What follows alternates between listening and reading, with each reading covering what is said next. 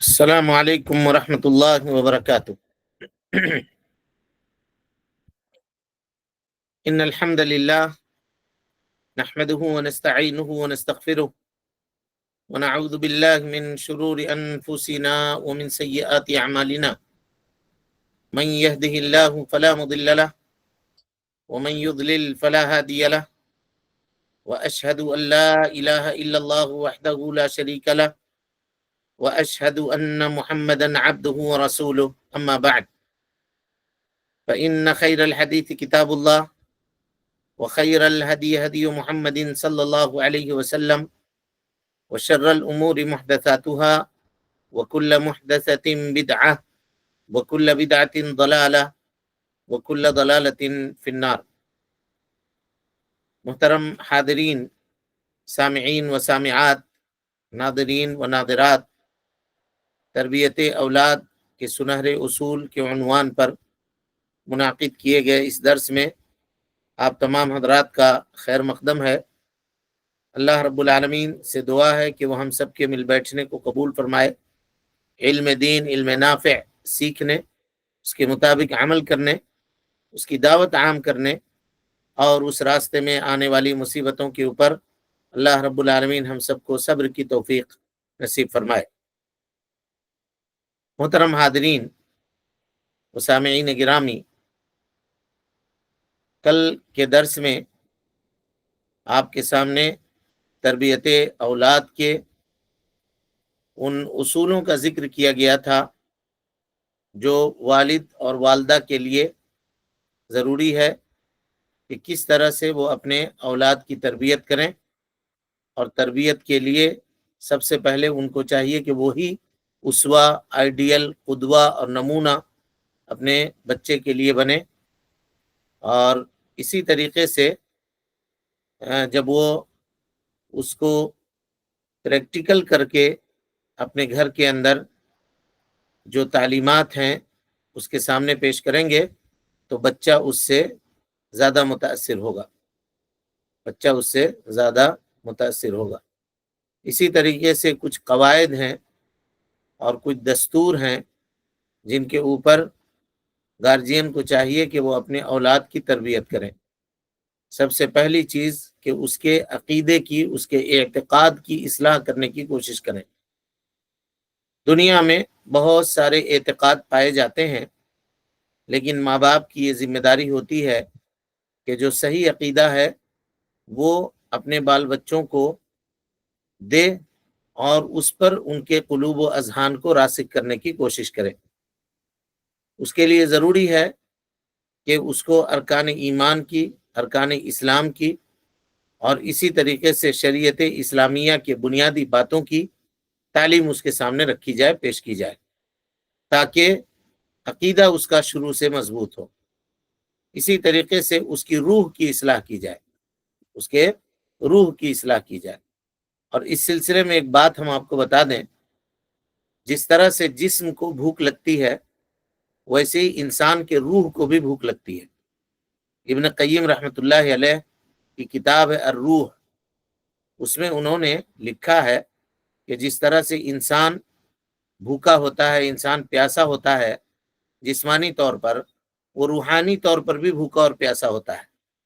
لیکن اللہ رب العالمین کا انتظام آپ دیکھیے کہ اللہ سبحانہ و تعالی نے ہمارے اور آپ کے اس جسم کو مٹی سے بنایا ہے، تو اللہ تعالی نے اس کی غذا کا انتظام بھی مٹی سے کیا۔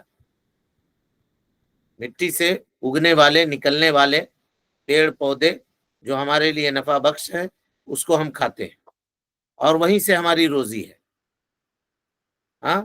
جو روزی اصل روزی ہے اس پہ ہم ڈیپینڈنٹ ہیں، اس پہ ہم منحصر ہیں۔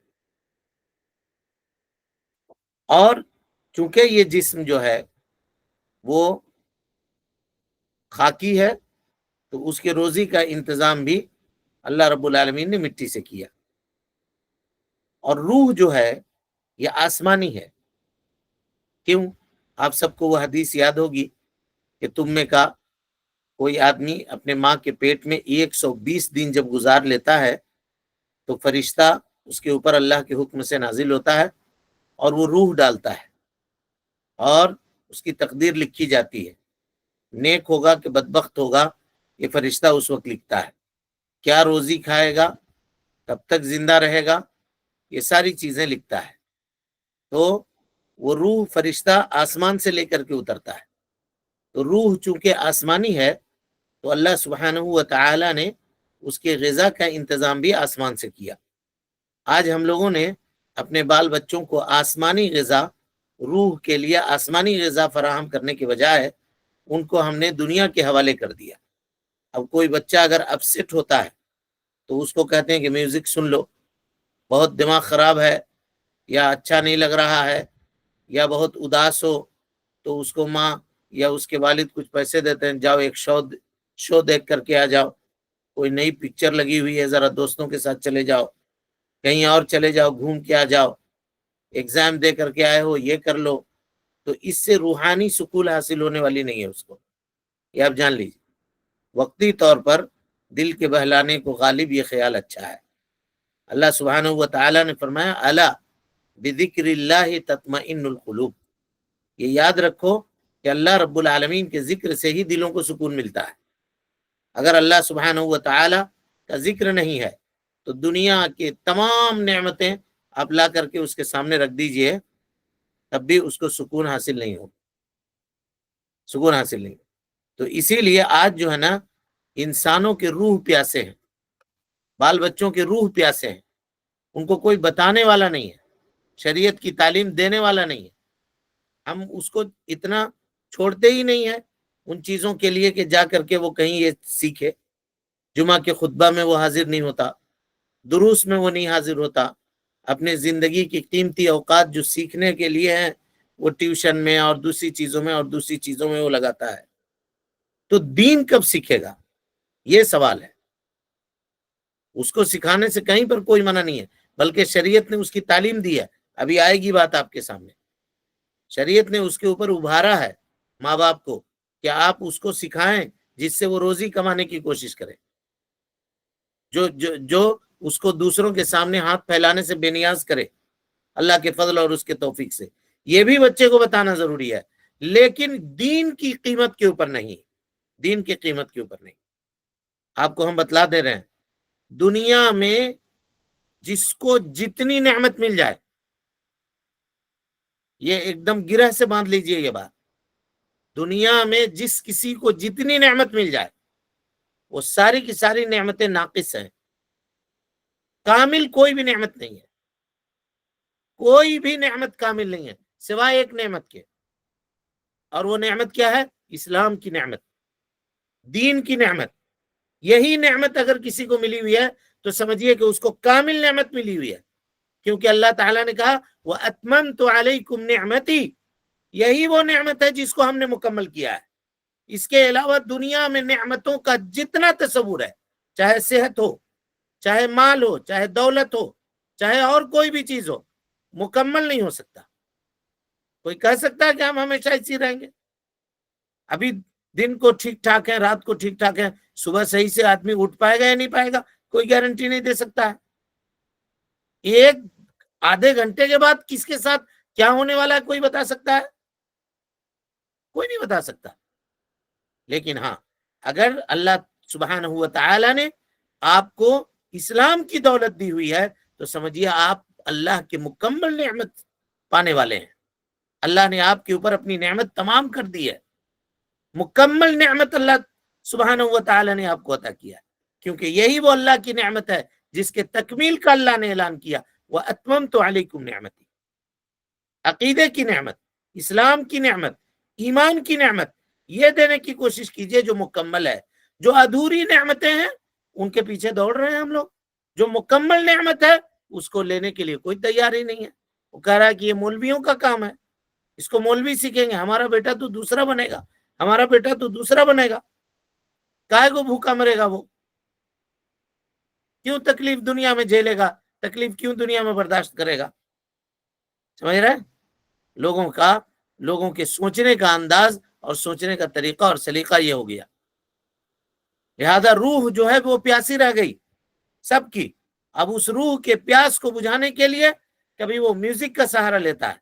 کبھی وہ فلمی گانوں کا سہارا لیتا ہے، کبھی وہ برائی اور بے حیائی کا سہارا لیتا ہے، اور پھر دھیرے دھیرے شراب کا، اور پھر نشہ آور دواؤں کا، اور پھر اس طرح کے جو منشیات اور مخدرات ملتے ہیں ان کا وہ سہارا لیتا ہے، کیونکہ آپ نے اس کی تربیت ہی نہیں کی اس بات کے اوپر کہ بیٹا اگر پریشان ہو تو جا کر کے 2 رکعت نماز پڑھو اور اللہ رب العالمین سے دعا کرو، دیکھو تم کو اللہ تعالیٰ کیسے سکون دیتا ہے، کس طرح سکون دیتا ہے۔ یہ تربیت ہم نے کی ہی نہیں ہے۔ تو یہ روح کی تربیت آج سب سے زیادہ ضروری ہے کہ ہم اپنے بال بچوں کی تربیت، روح کی تربیت کریں۔ اور کیسے روح کی تربیت ہوگی؟ سب سے پہلی چیز اس کو نماز پڑھنے کا حکم دیا جائے، یہ اس کے روح کی تربیت ہوگی، کیونکہ جب بھی کبھی پریشان ہوگا اللہ سبحانہ و تعالیٰ نے کیا کہا؟ یا ایھا الذین آمنوا استعینوا بالصبر والصلاۃ، اللہ رب العالمین سے صبر کے ذریعے سے اور نماز کے ذریعے سے مدد طلب کرو۔ اسی طریقے سے اس کے دل کو مسجد سے جوڑا جائے، کیونکہ یہ اللہ کے گھر ہیں، یہاں بیٹھنے والے کے اوپر سکینت اور رحمت کا نزول ہوتا ہے۔ اس کو قرآن مجید کی عظمت بتائی جائے، قرآن مجید اس کو سکھایا جائے، اس کو حفظ کروایا جائے، صبح اور شام کے اذکار اس کو یاد کروائے جائیں، فرض نمازوں کے بعد کے جو اذکار ہیں اس کی پابندی کرنے کا اس کو حکم دیا جائے، اور اس کے علاوہ جو اذکار ہیں تدرج کے ساتھ یکے بعد دیگرے، ایسا نہیں کہ ایک بوجھ بنا کر کے اس کے اوپر ڈال دیا تو متنفر ہو جائے گا، اتنا ہم کیسے یاد کریں گے؟ ٹاسک دیجئے، بیٹا نماز کی دعائیں آپ کو 1 مہینے کے اندر کمپلیٹ کرنی ہے، اس کے بعد نماز کے بعد کی دعائیں 1 مہینے کے بعد آپ کو کمپلیٹ کرنی ہے، صبح و شام کے جو اذکار ہیں اس کو 2 مہینے میں آپ کو کمپلیٹ کرنی ہے، اور پھر اس پہ آپ انعامات رکھیں، اس پہ آپ انعامات رکھیں۔ جانتے ہیں شیخ الاسلام ابن تیمیہ رحمۃ اللہ علیہ کے والد نے جب اپنے بچے کا ایڈمیشن کروایا اس زمانے کے حفظ خانے میں، تو کہا امام صاحب کو، جو مولوی صاحب ان کو پڑھا رہے تھے قرآن، ان کو بلایا اور کہا کہ یہ 40 اشرفیاں ہیں، آپ اپنے پاس رکھیے، جس دن میرا بچہ قرآن مجید حفظ کر لے گا نا، اس دن یہ 40 اشرفیاں ہمارے بچے کو دے دیجیے گا اور کہیے گا کہ تمہارے ابو نے یہ دیا ہے تمہارے کامیابی سے خوش ہو کر کے، پہلے ہی دن دے دیا۔ شیخ الاسلام نے 1 سال کی مدت میں قرآن مجید کو حفظ کر لیا، بلکہ 8 مہینہ 6 مہینہ کی مدت پہ کمپلیٹ کر لیا۔ تو استاد نے جب وہ اشرفی ان کو دی تو انہوں نے لینے سے انکار کر دیا، کہا انی عاہد علی اللہ، کہ میں نے اللہ رب العالمین سے یہ وعدہ کیا ہے کہ میں اللہ رب العالمین اللہ آخذ علی کتاب اللہ اجرا، اللہ رب العالمین کی کتاب کے اوپر کوئی اجر نہیں لوں گا، جو اجر مجھے دینا ہے اللہ سبحانہ و تعالیٰ وہ دے گا آخرت میں، دنیا میں کوئی اجر نہیں لوں گا۔ یہ اشرفیاں بے شک میرے والد نے آپ کو دی ہیں، آپ یہ پیسے ان کو لوٹا دیجیے، مجھے ضرورت نہیں۔ لیکن یہ جذبہ میں آپ کو بتا رہا ہوں، آج کوئی ہے ایسا آدمی جو کرے؟ آج تو معاملہ یہ ہے، آپ کو ہم بتا رہے ہیں، افسوس کا مقام ہے، انگریزی کا ٹیوشن اگر ہو یا میتھ کا ٹیوشن ہو، اس پہ 1500 روپے 3 کلاس 4 کلاس کے بچوں کی فیس ہے، اور ماں باپ اس کو خوشی سے ادا کرتے ہیں، اور مسجد کے جو مولانا صاحب ہیں جو نورانی قاعدہ پڑھانے والے ہیں یا یسرنا القرآن پڑھانے والے ہیں یا قرآن مجید پڑھانے والے ہیں، وہ اگر 200 روپیہ فیس مانگ دیں تو جان نکل جاتی ہے آدمی کی کہ اتنا مہنگا قرآن پڑھنے کے لیے اتنا پیسہ لیجئے گا۔ دیکھیے، جس میں زیادہ خرچہ کرنا چاہیے کیونکہ یہ چیز آخرت میں بھی اس کے کام آئے گی، تو وہاں پیسہ نہیں آدمی نکلتا ہے اس کے جیب سے، اس لیے کہ ہم لوگ مادہ پرست ہو گئے، مادہ پرست ہو گئے، ظاہر پرستی کو دیکھ رہے ہیں، ظاہر پرستی کے اندر مبتلا ہو گئے، ظاہری چیزوں کی جو ہے رنگینیوں نے ہماری نگاہوں کو اس کے چکا چوند میں ہماری نگاہیں اندھی ہو چکی ہیں، دیکھنے سے ہماری جو ہے بصارت سے اور بصیرت سے ہم محروم ہو چکے ہیں۔ نتیجہ یہ ہے کہ اس طرح کی چیزیں ہو رہی ہیں۔ قرآن مجید کی الفت و محبت اس کے سینے میں ڈالی جائے اور اس کے لیے جو کچھ ہو سکے وہ کیا جائے، جو کچھ ہو سکے وہ کیا جائے۔ بچے کو نفل نماز پڑھنے کی ترغیب دی جائے، اس کو صبح و شام آیت الکرسی کی تلاوت کی ترغیب دی جائے، اس کو آیت الکرسی پڑھایا جائے اور اس کے تلاوت کی اس کو ترغیب دی جائے۔ اب آپ سوچئے ایک بات، ذرا غور کیجئے، شیطان یہ کتنا بڑا ظالم ہے، شیطان اتنا بڑا ظالم ہے کہ بچہ جو آج پیدا ہوا ہے، ابھی پیدا ہوا ہے، اس کو نہیں چھوڑتا ہے، وہ اس کو تکلیف دیتا ہے۔ حدیث میں ہے نا، بچہ پیدا ہونے کے بعد جو چیخ کر کے روتا ہے وہ شیطان کا کچوکا ہوتا ہے، اس کو چوٹی کاٹتا ہے، اس کو تکلیف پہنچاتا ہے، اس وقت خواتین کو نہیں چھوڑتا ہے تکلیف پہنچانے سے، اور دوسرے لوگ، اللہ کے نبی کو نہیں چھوڑا، اس نے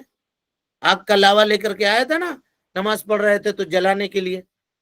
منہ پہ ڈال رہا تھا، اللہ کے نبی صلی اللہ علیہ وسلم پیچھے ہٹ گیا اور اس کے بعد اس کو پکڑا اور کہا کہ میں پکڑ کر کے اس کو مسجد نبی کے کھمبے میں باندھ دیتا، مدینہ کے بچے اس کے ساتھ اٹکھیلیاں کرتے صبح، لیکن مجھ کو میرے بھائی حضرت سلیمان علیہ السلام کی دعا یاد آ گئی، اس وجہ سے میں نے اس کو چھوڑ دیا۔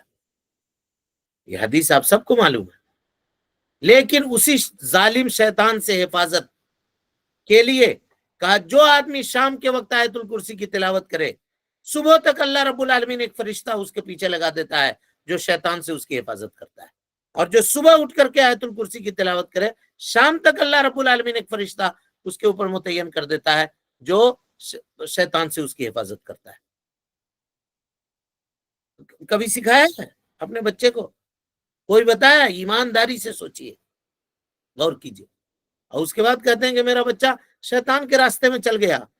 ماں جو ہے سر پیٹ پیٹ کے روتی ہے، ارے کیا ہو گیا، بچہ شیطان کے راستے میں چل گیا۔ تو آپ نے شیطان کے راستے میں جانے کے لیے اس کو چھوڑا، بلکہ آپ نے مجبور کیا کہ تو جا ادھر، ابھی نے اس کو برباد کیا، کیونکہ اللہ نے جب آپ کو بیٹا دیا تھا یا بیٹی دی تھی تو وہ تو شیطان کے راستے پر نہیں تھا، وہ تو فطرت کے اوپر پیدا ہوا تھا۔ آپ کی کمیوں نے، آپ کی کوتاہیوں نے اور آپ کی بے توجہی کی وجہ سے وہ اس طرح سے مصیبتوں کا شکار ہوا، اور اس نے اپنی آخرت بھی تباہ کی اور اپنی دنیا بھی اس نے تباہ کی۔ اب رونے سے کیا ہوگا؟ اکثر ماں باپ کا آج رونا یہ ہے، بیٹا شیطان کے راستے پہ چل چکا۔ آپ نے شیطان کے لیے حفاظت کے لیے کچھ کیا؟ جاڑا جب آتا تھا، سردی کا موسم آتا تھا تو آپ سویٹر خرید کے لے آتے تھے، گرمی کا موسم آتا تھا اس کے لیے آپ اے سی کا، کولر کا انتظام کر دیتے تھے کہ بچہ سکون سے رہے۔ شیطان سے حفاظت کے لیے اس کے لیے کیا انتظام کیا؟ کیا انتظام کیا؟ اب ہم میں کا ہر آدمی اس کو غور کر کے دیکھے اور اس کو سوچے کہ کیا معاملہ ہے ہمارا۔ تو بچے کو ہم لوگ کیا کریں؟ تحیۃ المسجد کے اوپر اور اس کو وضو کے اوپر سونے کی ترغیب دیں، کہیں کہ بیٹا وضو کر کے سویا جاتا ہے، اور بسا اوقات تہجد کی نماز کے لیے اس کو جگایا کریں، اگرچہ 2 رکعت ہی کیوں نہ ہو، اٹھ کے پڑھے۔ استخارہ کی نماز کی تعلیم اس کو دیں، اس کو نفل روزہ رکھنے کے اوپر ابھاریں۔ یوم عرفہ ہوا اور 10 ذی الحجہ کے روزے ہوئے، اور اسی طرح سے عاشورہ کا روزہ ہوا، اور اس سے ایک دن پہلے کا یعنی 9 محرم کا روزہ ہوا، اسی طرح سے شوال کے 6 روزے ہوئے۔ اگر اس کے اندر استطاعت ہے، طاقت ہے، قدرت ہے، تو ان روزوں سے اس کو جوڑنے کی کوشش کیجیے، اور کہیے کہ بیٹا دیکھو، ہم دیکھیں چاہے نہ دیکھیں، تمہارے ابا دیکھیں چاہے نہ دیکھیں، اللہ سبحانہ و تعالی تم تنہا ہو تب بھی تم کو دیکھ رہا ہے، اور تم مجلس میں بیٹھے ہو تب بھی تم کو دیکھ رہا ہے۔ اس کو اجتماعیت کے آداب سکھائیں، اللہ رب العالمین کے حق حقوق اس کے سامنے واضح کریں، اور اسی طرح سے انسانی معاشرے کے جو حقوق ہیں وہ بھی اس کو بتائیں، اس کی بھی تعلیم دیں، تربیت روحانی بھی کریں، اجتماعی بھی کریں، اخلاقی بھی کریں، یہ ساری چیزیں، اور اسی طریقے سے اس کو صالح اور نیک صحبت اختیار کرنے کے اوپر ابھاریں، علم سے اور علماء سے محبت کرنے کے اوپر اس کو ابھاریں۔ یہ تو باتیں ہوئی ابھارنے کی، تحفیظ کرنے کی، اس کو ان چیزوں میں رغبت دلانے کی۔ اگر آپ دیکھ رہے ہیں کہ لڑکا کے اندر شروع میں، یا لڑکی کے اندر، بیٹا یا بیٹی کے اندر شروع میں ذرا سا انحراف پایا جا رہا ہے، انحراف مانے تھوڑا سا بگاڑ ہے، بس اسی وقت کان کھڑے کر لیجئے، چوکنا ہو جائیے، اس کے اسباب کو تلاشنے کی کوشش کیجئے۔ اس کو بتائیے کہ الحاد کے نقصانات کیا ہیں، ردت کے، کفر کے نقصانات کیا ہیں، ان گیموں سے یا ان کھیل کود سے جو حرام کیا ہے شریعت نے، اس کی تعلیم ان کو دیں، اور بتائیں کہ شریعت کے اندر یہ چیزیں حرام ہیں، گانا گانا، گانے سننا، میوزک سننا، شطرنج اور لوڈو کھیلنا، کیرم کھیلنا، جوا کھیلنا، موسیقی سے کھیلنا، یا موسیقی اور سارنگی اور اس طرح کے جو چیزیں ہوتے ہیں، گٹار اور جتنی اس طرح کی چیزیں ہوتی ہیں وہ سب کے سب. اسی طرح سے فساد اور فتنہ کے سامانوں کی طرف دیکھنا، ان سیریلوں کو دیکھنا جس میں بے پردگی سے خواتین آتی ہیں، دوسروں کی تقلید سے بچنا، برے دوستوں کے سے اپنے آپ کو بچا کر کے رکھنا، برے اخلاق سے اپنے آپ کو بچا کر کے رکھنا. الغرض اللہ سبحانہ و تعالی نے جن جن چیزوں کو حرام قرار دیا ہے ان چیزوں سے اپنے آپ کو بچا کر کے رکھنا، چاہے اس کا تعلق کپڑا سے ہو، اور ہم ہی لوگ خرید کے لا کے دیتے ہیں اس کو ویسا کپڑا، ماں باپ ہی خرید کے لا کے دیتے ہیں اس کو ویسا کپڑا، تو کیسے بچے گا بتائیے؟ چھوٹا بچہ ہے، پہنے گا، ابھی نہیں پہنے گا تو کب پہنے گا؟ اس کے باپ کہتے ہیں یا اس کی والدہ کہتی ہیں چھوٹا بچہ ہے پہننے دو. آپ پڑھ چکے ہیں پردہ، لباس اور زیب و زینت میں کہ اگر چھوٹا بچہ ہے اور آپ اس کو پہنا رہے ہیں تو ماں باپ گنہگار ہیں، ماں باپ گنہگار ہیں. اگر بیٹا ہے چھوٹا اور آپ اس کو ریشمی کرتا پیجامہ عید میں خرید کر کے دے دیا کہ ابھی چھوٹا بچہ ہے نا، اس کو کیا ہے حرام و حلال؟ ہاں، چھوٹا بچہ پیدا ہوا، نانی گھر سے سونے کا چین لا کر کے بنا کر کے پہنا دی لڑکے کو کہ ہمارا نواسا ہے، ہم اس کو تحفے میں دے رہے ہیں، اب پہن لیا، وہ یہ جائز ہے؟ اور اسی طریقے سے جب جوان ہوا تو ساس نے پہنا دیا کہ بابو ہم دے رہے ہیں نا، یہ انگوٹھی آپ پہن لیجئے، سونے کی انگوٹھی ہے، پہن کے پھر اتار دیجئے. اگر کائے پہنیں گے جب شریعت نے اس کو حرام قرار دیا ہے تو حرام کی جتنی قسمیں ہیں، چاہے اس کا تعلق لباس سے ہو، چاہے اس کا تعلق کھانے پینے سے ہو، چاہے داڑھی منڈانے سے ہو، چاہے ٹخنوں سے نیچے کپڑا پہننے سے ہو، یا اس طرح کی جتنی چیزیں ہیں، بچپنے سے اس کو سکھایا جائے گا. بچپنے سے، بچپن میں اس کو چھوڑ دیا، کپڑا نیچے گھسیٹ کر کے بچہ چل رہا ہے، ابھی چھوٹا بچہ ہے نا، ماں باپ کہتے ہیں ابھی نماز تھوڑی پڑھ رہا ہے، چھوٹا بچہ ہے نا. مطلب ہم لوگوں کے معاشرے اور سماج میں یہ بات ہے کہ نماز ہی ویسا کرے گا. اسی لیے آپ دیکھیے گا کہ گھسیٹتا ہوا کپڑا چل رہا ہے، لیکن مسجد میں جائے گا تو فوراً فولڈ کر لے گا اس کو، کہا کہ اب نماز پڑھنا ہے، اور نماز سے آ کر کے ابھی جوتا بھی نہیں پہنے گا کہ پہلے وہ فولڈ کھولے گا اور اس کے بعد پھر جوتا پہن کر کے نکل جائے گا. دیکھیے تو کیا صرف وہ ٹخنے کے نیچے کپڑا پہننا صرف نماز میں حرام ہے کہ باقی اوقات میں بھی حرام ہے؟ آپ اس کو پردہ اور لباس، زیب و زینت کے جو مسائل جہاں پہ آپ نے پڑھے، جہاں پہ آپ کو پڑھایا گیا ہے، وہاں یہ تفصیلی گفتگو آپ پڑھ چکے ہیں اس سلسلے میں. تو بچپنے سے آپ کو بچے کے ان چیزوں کے، ابھی کبھی اگر شوق بھی کر رہا ہے میرا فلاں دوست یہ پہنتا ہے، بیٹا آپ کے دوست کو پہننے دیجئے، ہم جس شریعت کے ماننے والے ہیں اس شریعت میں یہ چیز ناجائز ہے، ناجائز ہے. دنیا امتحان کی جگہ ہے، یہاں جیسے چاہے ویسی زندگی گزار لو، آخرت میں اللہ تعالیٰ دے گا بیٹا، وہاں پہن لینا. آخرت میں جنت اگر مل گئی تو تمہاری جو خواہش ہوگی وہ کپڑا تم کو مل جائے گا، جو کھانا ہوگا وہاں تم کو نصیب ہو جائے گا. ہماری آرزو تو وہ ہے، یہ نہیں ہے آرزو. اگر چھوٹے بچے سے آپ نے اس کے دل و دماغ میں 1 مرتبہ 2 مرتبہ 5 مرتبہ 10 مرتبہ یہ بات اگر بتا دی، آپ مرنے کے مر جائیے گا، لیکن بچہ آپ کی یہ بات یاد رکھے گا کہ نہیں میری اماں کہا کرتی تھی، میرے ابا کہا کرتے تھے، ہم یہ کام کبھی نہیں کریں گے.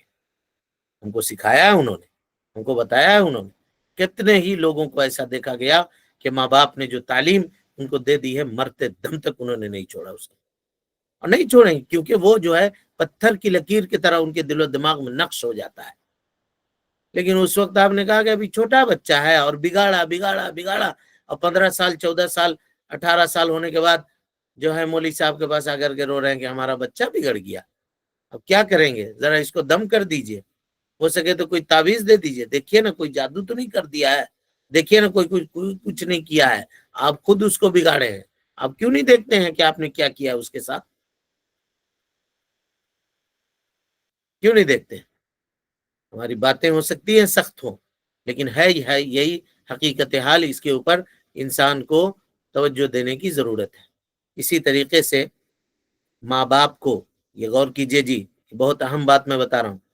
ماں باپ کو اپنے بچوں میں یہ چیز محسوس کرنے کی ضرورت ہے کہ اس کا شوق کن چیزوں میں ہے۔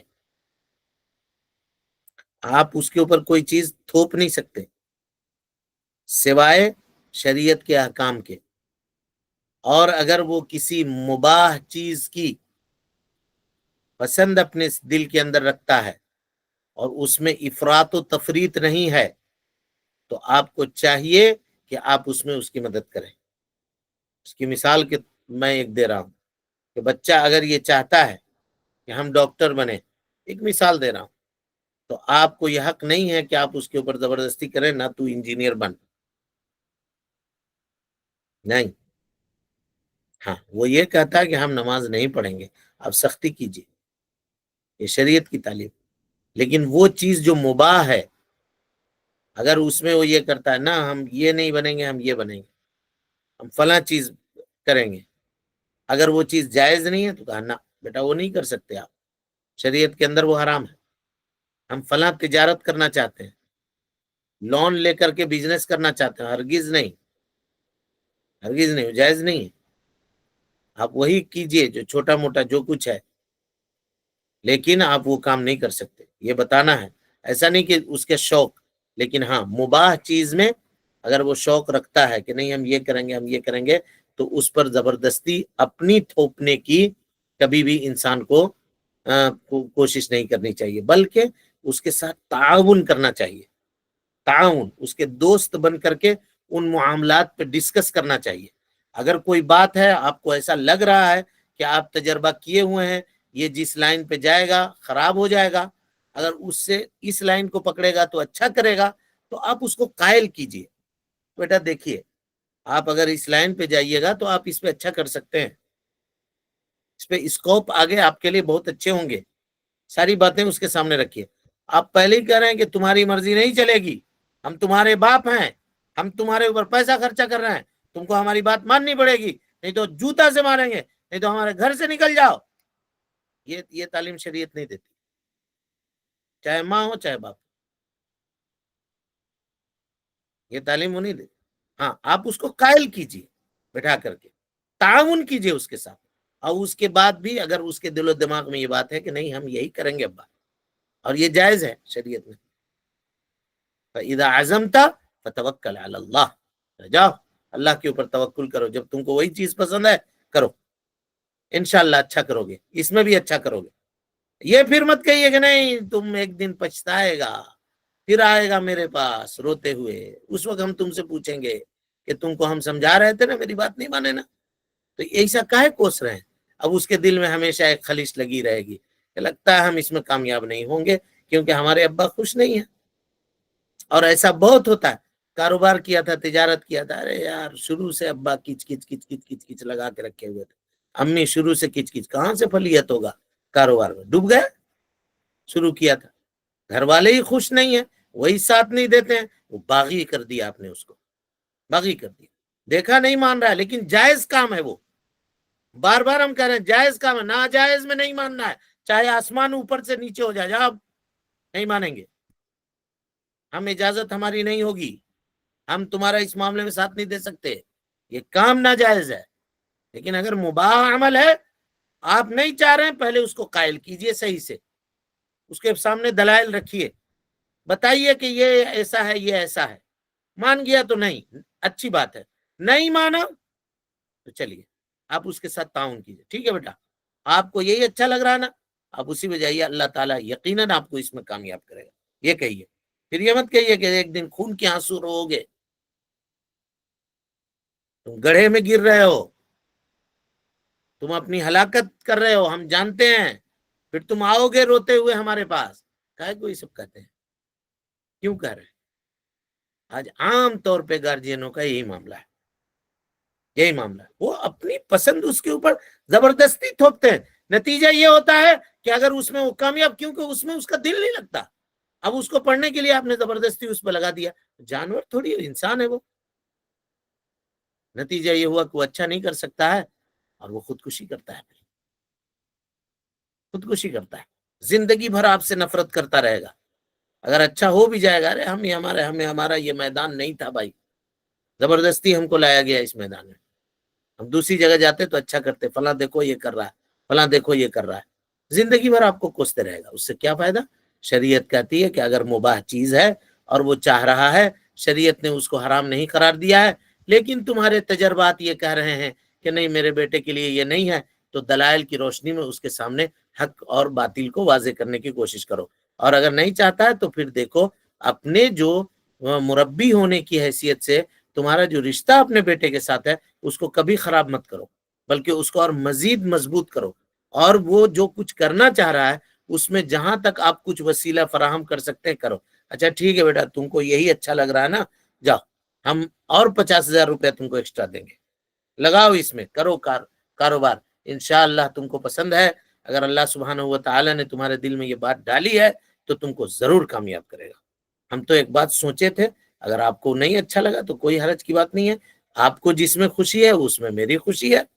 یہ کہہ دیا آپ نے، اس کا دل بڑا ہو جائے گا، وہ پھر کبھی آپ سے بغاوت نہیں کرے گا اور کبھی آپ سے وہ باغی نہیں ہوگا، لیکن آپ نے اس کو پہلے ہی سے توڑ دیا کہ تم کبھی کامیاب نہیں ہوگے، تم ایسا ہوگے، تم رو گے، تم گڑ گڑاؤ گے تو ڈوب جاؤ گے، تو وہ پھر زندگی بھر آپ کو کوسے گا بھی، اور اگر کامیاب بھی ہو گیا تو اس کے دل کے اندر ایک خلیش رہے گی کہ میرا باپ اس سے راضی نہیں تھا۔ تربیت جو ہے کوئی ایک دن 2 دن کا کام نہیں ہے کہ صبح اٹھے اور شام کو آپ مربی بن گئے اور دوسرے دن آپ کا بیٹا جو ہے وہ تربیت سے آراستہ پیراستہ ہو گیا، ایسا نہیں ہے، اس کے لیے لگاتار محنت کرنی پڑتی ہے، بالکل اسی طرح سے جیسے ایک چٹان ہے، اس پہ قطرے قطرے قطرے قطرے پانی آپ گراتے رہیے گراتے رہیے گراتے رہیے، چڑچڑا نہیں ہونا ہے، اپنا کام کرتے رہنا ہے، اس کے لیے دعا کرتے رہنی ہے، اللہ تعالیٰ اس کے دل کو پھیر دے گا، اس کے معاملات کو درست کر دے گا۔ لیکن چاہیے گا کہ چٹ منگنی پٹ بھی ابھی سمجھایا کل رزلٹ آ جائے، نیور، کبھی نہیں ہوگا ایسا کبھی نہیں ہوگا۔ تو اس طرح کے خواب گارجین کو پالنا بھی نہیں چاہیے۔ اللہ سبحانہ و تعالیٰ سے دعا ہے کہ وہ ہم سب کو حسن عمل کی توفیق دے، ہم سب کی اصلاح فرمائے، نیکیوں کو قبول کرے، سیئات سے درگزر فرمائے، جب تک زندہ رکھے دین اسلام پہ زندہ رکھے، اور جب اٹھائے ایمان پہ اٹھائے۔ آمین۔ وآخر دعوانا ان الحمد للہ رب العالمین۔